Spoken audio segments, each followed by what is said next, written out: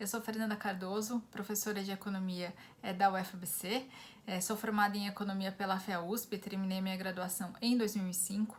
Em 2008, eu terminei o meu mestrado na UFRJ em Economia da Indústria e da Tecnologia e em 2012 concluí meu doutorado no Programa de Economia das Instituições de Desenvolvimento pela FEA-USP, né? E é do meu doutorado que resulta o meu livro, que é o motivo do meu vídeo de hoje, meu livro 9 Clássicos do Desenvolvimento Econômico. Esse livro foi lançado no final de 2018 e resultou de 2 capítulos da minha tese de doutorado. Nesses 2 capítulos, um deles eu trabalho com os pioneiros do desenvolvimento da tradição anglo-saxã, são 7 deles, e no outro capítulo da minha tese eu trabalho com 2 pioneiros latino-americanos, e aí no meu livro eu juntei os 9 e por isso que gerou o nome 9 Clássicos do Desenvolvimento Econômico. O livro foi lançado e editado pela Paco Editorial, está aí disponível para compra em vários canais da internet, né? E também para baixar por meio do Kindle. Então, para quem tiver interesse no assunto, fica aí já a minha sugestão, né, do livro dessa autora que vos fala, que trata, né, de 9 clássicos do desenvolvimento econômico. E por que é importante nós retomarmos os clássicos? Porque os clássicos, apesar de serem, né, de terem teorias datadas, né, eles têm a capacidade de construção teórica que permite que aquela teoria, os insights estimulados por determinada teoria, que eles perpassem o tempo,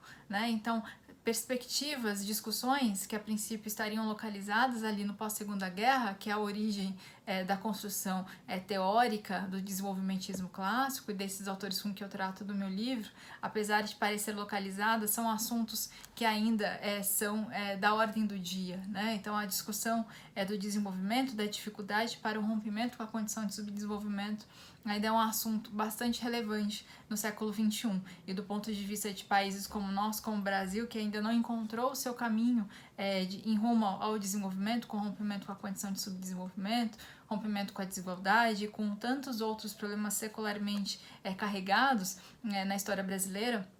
Essa discussão a respeito do desenvolvimento, iluminada por autores clássicos, ainda se mostra bastante importante, bastante urgente, inclusive, né? Então, falando um pouco do meu livro, são 9 autores que têm em comum, né, a perspectiva de que seria necessário uma estratégia, um planejamento guiado principalmente pelo Estado, para o rompimento da condição inicial de atraso ou de não desenvolvimento, né? Então, a necessidade primeira, né, de ter um agente, né, uma força que fosse contraposta à tendência natural, que era justamente da manutenção da condição prévia de atraso e de subdesenvolvimento, a implicação da necessidade de ter um agente, né, que se colocasse, né, como uma força contrária à tendência natural.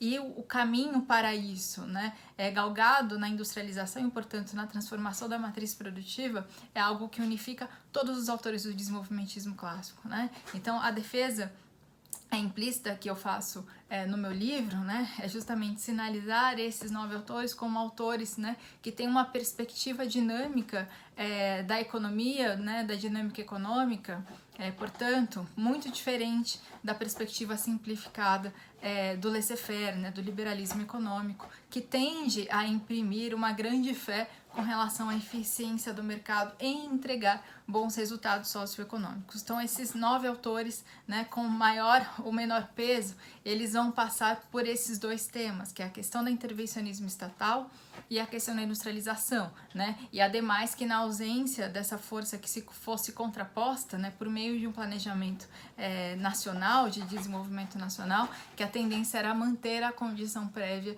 de subdesenvolvimento e de pobreza, né? Então, falando um pouco sobre o meu livro, no geral, e aí fica o convite para quem tiver interesse em pesquisar e saber um pouco mais sobre o assunto. O primeiro capítulo eu vou trabalhar justamente com o Rosenstein-Rodin, né? O Rosenstein-Rodin é responsável pelo texto que vai inaugurar, do ponto de vista da história do pensamento econômico, a Escola Teórica da Economia do Desenvolvimento, né? O Rosenstein-Rodin é o responsável, né? O autor da teoria do grande impulso, e o texto dele de 43, portanto, é o artigo, né, texto seminal da perspectiva do desenvolvimentismo clássico. Então, de uma forma ou de outra, né, acaba iluminando, né, seja para criticar, seja para aprofundar as discussões que o Rosenstein-Rodin apresenta no seu artigo de 43.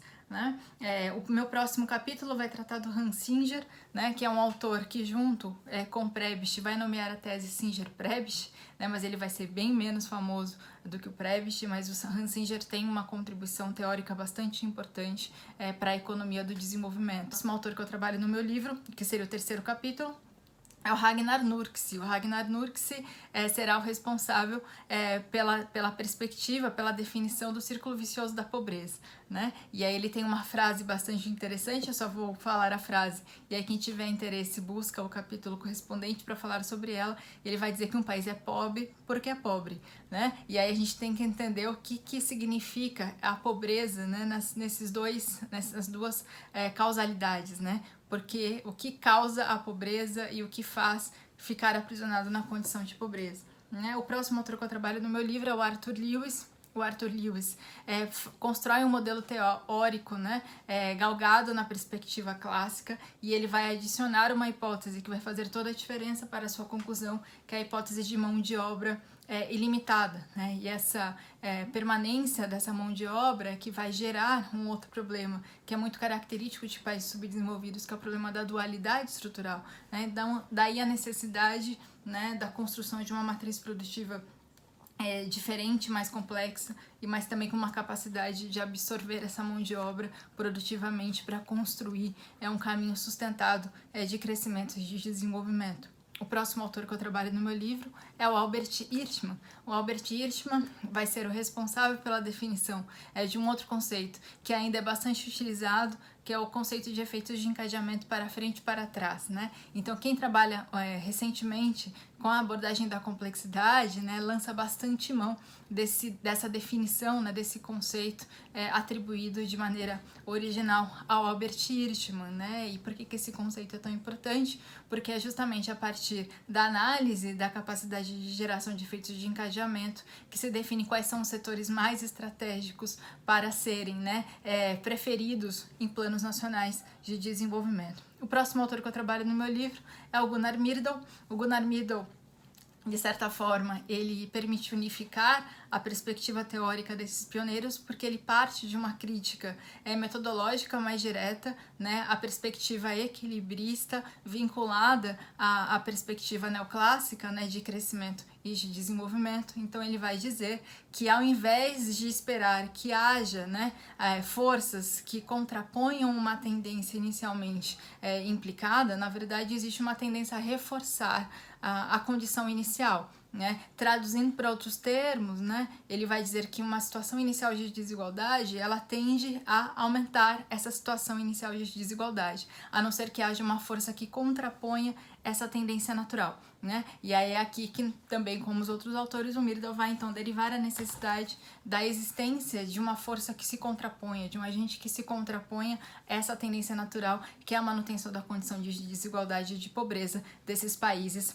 para os quais esses autores estão se debruçando com mais cuidado. Né? Então, o próximo autor que eu vou trabalhar no meu livro, que seria o sétimo autor da perspectiva anglo-saxã, é o Kalec. Né? Então, o Kalec aqui também aparece com um papel bastante importante, né, nessa composição de 9 autores, porque apesar dele não ser latino-americano, né, e não estar, portanto, dentro do grupo do estruturalismo latino-americano, ele tem muito da sua contribuição teórica conversa diretamente com a perspectiva teórica do estruturalismo latino-americano. E o Kalec, para além disso, tem um papel bastante interessante nessa discussão, né? Porque ele faz uma ponte direta entre o keynesianismo, né? A perspectiva keynesiana, né? E a perspectiva aplicada ao desenvolvimento, né? E aí uma questão bastante importante que vai ressaltar, que é o objeto, inclusive, principal do meu capítulo, dedicado a ele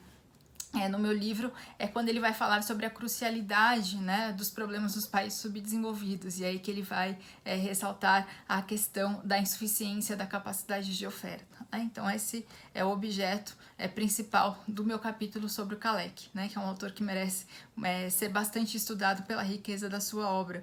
Né?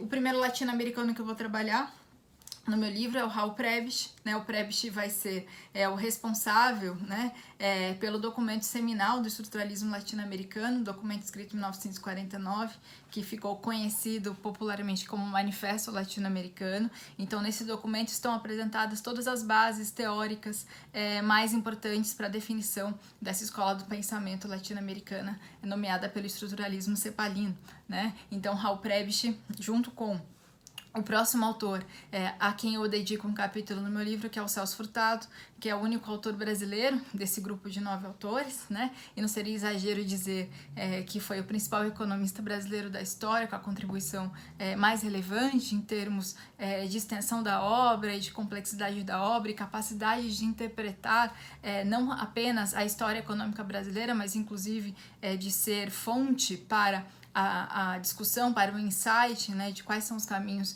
que o país deveria, né, tomar para arrumar rumo ao desenvolvimento. Então, o último capítulo eu dedico ao Celso Furtado, e também aqui é importante mencionar que esse é um ano de centenário de Celso Furtado, então, ainda mais nesse contexto em que nós estamos, né, patinando, já vínhamos patinando em crise, e agora com uma nova crise sanitária que se soma, né, todas essas dificuldades, a necessidade agora também de nós pararmos para pensar com mais cuidado, né, de como serão construídas as bases para um longo prazo um pouco mais feliz, né? Então, esses 9 autores clássicos, né, do desenvolvimento econômico aparecem no meu livro, cada um tem um capítulo dedicado a ele, né? Poderia ter trabalhado com mais autores, né, mas na minha tese eu trabalhei apenas com esses 9.